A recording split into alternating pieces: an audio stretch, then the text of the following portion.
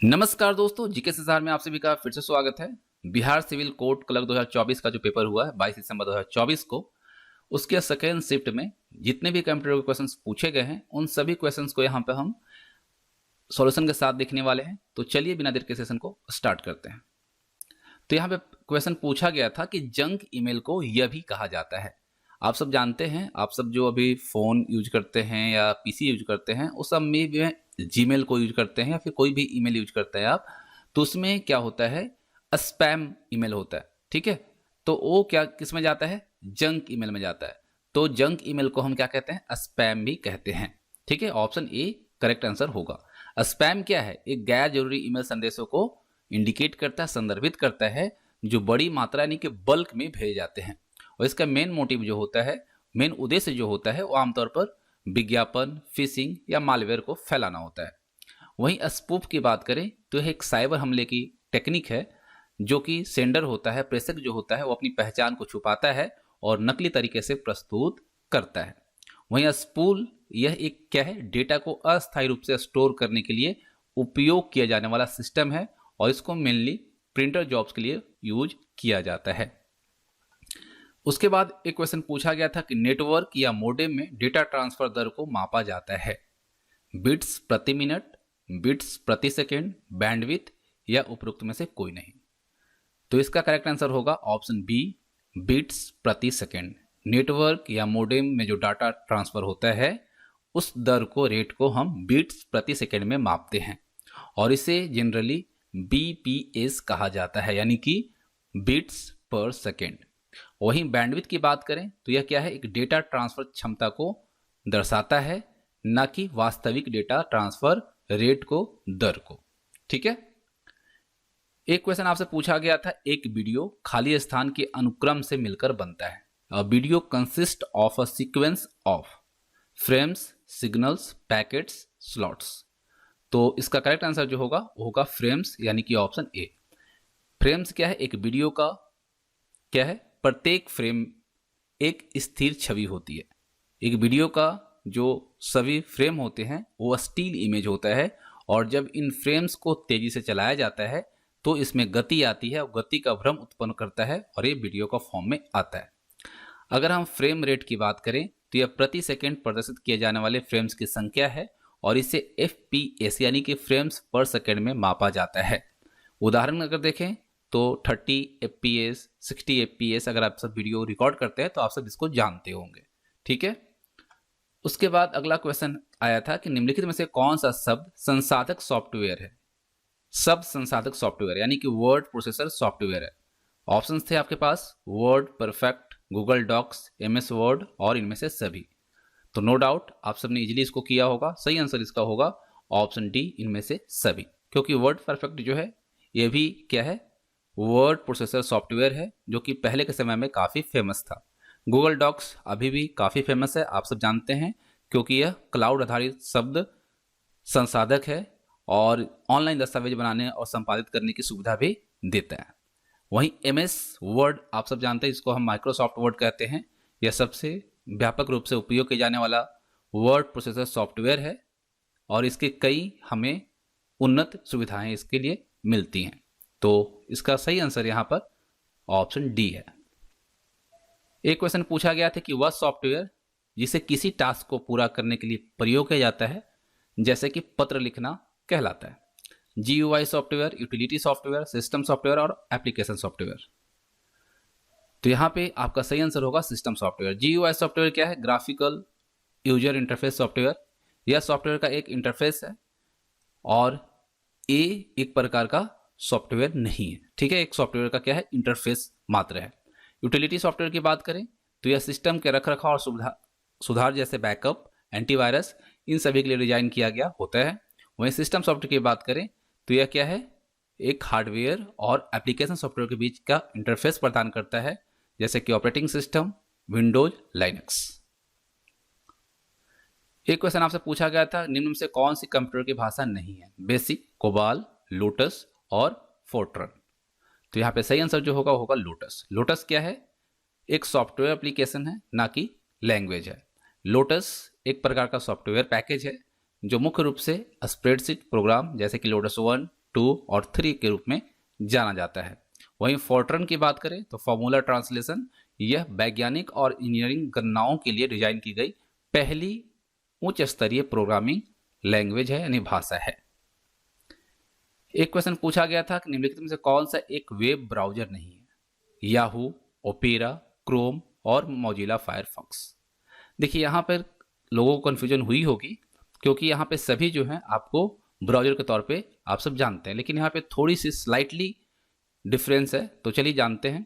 Option आपका ए सही होगा क्योंकि ओपेरा ये भी वेब ब्राउजर है, क्रोम ये भी गूगल द्वारा विकसित किया गया वेब ब्राउजर है, मोजिला फायरफॉक्स ये ओपन सोर्स वेब ब्राउजर है, लेकिन याहू जो है क्या है, वेब पोर्टल है, सर्च इंजन है और ईमेल सेवा प्रदाता है, लेकिन ब्राउजर नहीं है, वेब ब्राउजर नहीं है। तो यहाँ पे ऑप्शन ए सही है। एक क्वेश्चन आपसे पूछा गया था कि डोमेन आमतौर पर शिक्षण उद्देश्यों के लिए प्रयुक्त होता है। देखिए गूगल, फेसबुक ये सब जब जानते हैं वो क्या है, डोमेन है। उसके पहले जो लगता है, ठीक है, उसके पहले जो लगता है वो क्या लगता है, www आप लगाते हो तो URL पूरी कंप्लीट जब होती है तो उसमें जो डोमेन के बाद जो एक्सटेंशन लगती है तो वो एक्सटेंशन शिक्षा, अगर शिक्षण वेबसाइट बनानी है या शिक्षा से रिलेटेड कोई वेबसाइट है तो उसमें कौन सा हम डोमेन का एक्सटेंशन यूज करेंगे। तो यहाँ पे है .in, .org, .com और .edu। तो यहाँ पे आपको नो डाउट इजीली आपको पता हो गया होगा edu जो है एजुकेशन के लिए है, तो ऑप्शन डी सही है। इसका मुख्य रूप से शिक्षा से संबंधित वेबसाइटों के लिए किया जाता है। .in जो है यह भारत देश विशिष्ट डोमेन है, यानी कि भारत के लिए विशिष्ट डोमेन है और यह किसी भी प्रकार की वेबसाइट के लिए उपयोग किया जा सकता है। वहीं .com की बात करें तो ये कमर्शियल है, यह व्यावसायिक और सामान्य वेबसाइटों के लिए सबसे व्यापक रूप से उपयोग किया जाने वाला डोमेन है। वहीं .org की बात करें तो यह गैर लाभकारी संगठन और संस्थाओं के द्वारा उपयोग किया जाता है। एक क्वेश्चन पूछा गया था कि निम्न में से कौन कंप्यूटर सिस्टम में कंप्यूटर के सभी घटकों का प्रबंधन व संचालन तथा समन्वय का कार्य करता है। इसके लिए आपके पास 4 ऑप्शन जो आए थे वो आए थे इनपुट इकाई, आउटपुट इकाई, कंट्रोल इकाई और अर्थमेटिक इकाई। देखिए इनपुट इकाई यहाँ पे तो नहीं होगा, यहाँ पे सही आंसर जो होगा आपका कंट्रोल इकाई। देखिए कंट्रोल इकाई जो है यह कंप्यूटर सिस्टम में सभी घटकों का प्रबंधन, संचालन और समन्वय का काम करती है। यह जो है CPU का हिस्सा होती है, यानी सेंट्रल प्रोसेसिंग यूनिट का हिस्सा होती है। वही इनपुट इकाई, इसमें आपका क्या होता है, डेटा और निर्देशों को कंप्यूटर में प्रवेश कराने का कार्य करती है और एक कीबोर्ड और माउस इसके उदाहरण हैं। वहीं अगर आपसे आउटपुट इकाई की बात की जाए तो सबसे सटीक और सबसे आसान है आपका, याद रखिएगा, मॉनिटर। मॉनिटर क्या है, आउटपुट इकाई। उसके बाद एक क्वेश्चन पूछा गया था JPEG का विस्तार क्या है, यानी JPEG का फुल फॉर्म क्या है। Joint professional experts group, joint programme evaluation group, joint photographic experts group और ज्वाइंट फोटोग्राफिक एक्सपीरियंस्ड ग्रुप। तो इस क्वेश्चन का जो करेक्ट आंसर होगा वो होगा ज्वाइंट फोटोग्राफिक एक्सपर्ट्स ग्रुप, यानी ऑप्शन सी। JPEG क्या है, एक सामान्य इमेज फॉर्मेट है जिसका उपयोग डिजिटल फोटोग्राफी और ग्राफिक्स के लिए किया जाता है। यह इमेज डेटा को कंप्रेस करने के लिए एक एल्गोरिदम का उपयोग करता है जिससे कि फाइल का साइज छोटा हो जाता है, और यह जो तकनीक यूज करता है, जो एल्गोरिदम यूज करता है वो आपका है लॉसी कंप्रेशन तकनीक, जिसका अर्थ है इमेज की गुणवत्ता में थोड़ी कमी हो सकती है। ठीक है, चलिए एक क्वेश्चन आपसे पूछा गया था URL का विस्तार क्या है, यानी URL का फुल फॉर्म क्या है। Uniform research limited, uniform resource locator, uniline resource labs और या फिर यूनिफॉर्म रिसर्च लोकेटर।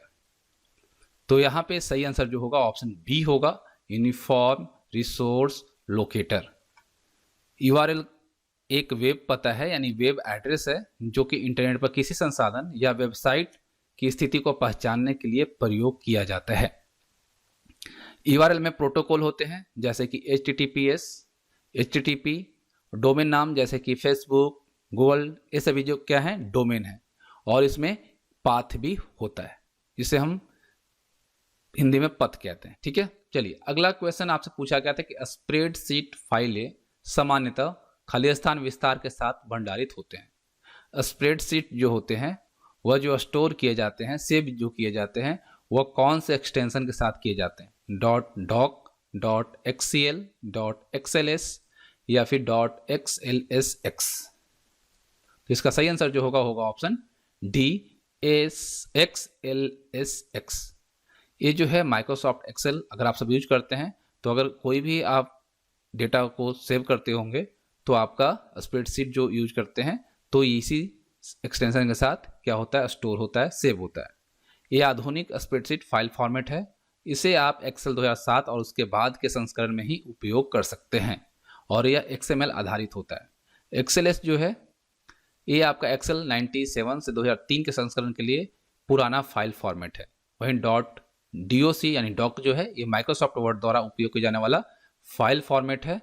इसे हम स्प्रेडशीट में यूज नहीं करते हैं। एक क्वेश्चन पूछा गया था, स्प्रेडशीट में पंक्तियों और स्तंभों के प्रतिच्छेदन को कहा जाता है बॉक्स, सेल्स, लाइन या इनमें से कोई नहीं। तो नो डाउट आप सबको पता है स्प्रेडशीट किसमें होता है, रो एंड कॉलम। ये होता है आपका एक्सेल में और उसको क्या कहते हैं, सेल्स कहते हैं। ठीक है, सेल जो है स्प्रेडशीट में प्रत्येक बॉक्स को सेल कहा जाता है जो कि एक पंक्ति और एक स्तंभ के प्रतिच्छेदन से बनता है और प्रत्येक सेल में डेटा, संख्या या फॉर्मूला हो सकते हैं। बॉक्स की बात करें तो यह एक सामान्य शब्द है लेकिन स्प्रेडशीट में विशेष रूप से सेल का ही क्या होता है, यूज होता है। लाइन यह पंक्ति या स्तंभ को संदर्भित कर सकता है लेकिन यह सेल का समानार्थी नहीं है। एक क्वेश्चन पूछा गया था कि वीडियो के संचारण के लिए संपीड़न तकनीक है GPG, MPEG, MP4 और 3GP। तो इसका सही आंसर होगा MPEG यानी मूविंग पिक्चर एक्सपर्ट्स ग्रुप। यह एक वीडियो और ऑडियो संपीड़न तकनीक है जिसे वीडियो डेटा को संपीड़ित करने के लिए विकसित किया गया है और MPEG का उपयोग वीडियो और ऑडियो की गुणवत्ता को बनाए रखते हुए डेटा साइज को कम करने के लिए किया जाता है। MP4 जो है यह एक वीडियो फाइल फॉर्मेट है जो MPEG-4 संपीड़न तकनीक का उपयोग करता है। 3GP की अगर हम बात करें तो यह एक मोबाइल फ़ोन के लिए वीडियो और ऑडियो फाइल फॉर्मेट है लेकिन यह संपीड़न तकनीक MPEG पर आधारित होता है। एक क्वेश्चन पूछा गया था आपसे, एक चिप है जो CPU में गणितीय और तार्किक निर्देशों को निर्देशित करती है, निष्पादित करती है, वह कौन सा है? ऑप्शन आपके पास थे main memory, micro controller, micro processor और SDRAM। तो यहाँ पे सही आंसर जो होगा वो होगा माइक्रो प्रोसेसर। देखिए माइक्रो कंट्रोलर जो है वह एक छोटे आकार का प्रोसेसर है जो एक छोटे सिस्टम को नियंत्रित करता है जैसे कि एम्बेडेड सिस्टम। मेन मेमोरी की बात करें तो यह डेटा और प्रोग्राम को अस्थायी रूप से संग्रहित करने के लिए यूज किया जाता है लेकिन यह गणना नहीं करती है। वहीं SDRAM की बात करें तो यह एक प्रकार की रैम है यानी रैंडम एक्सेस मेमोरी है जिसका उपयोग डेटा स्टोर करने के लिए किया जाता है, गणना करने के लिए नहीं। ठीक है, तो जो भी आपके क्वेश्चंस पूछे गए थे हमने इस वीडियो के द्वारा आपके सॉल्यूशन भी दिए हैं। उम्मीद करता हूं आप सबको वीडियो पसंद आई होगी।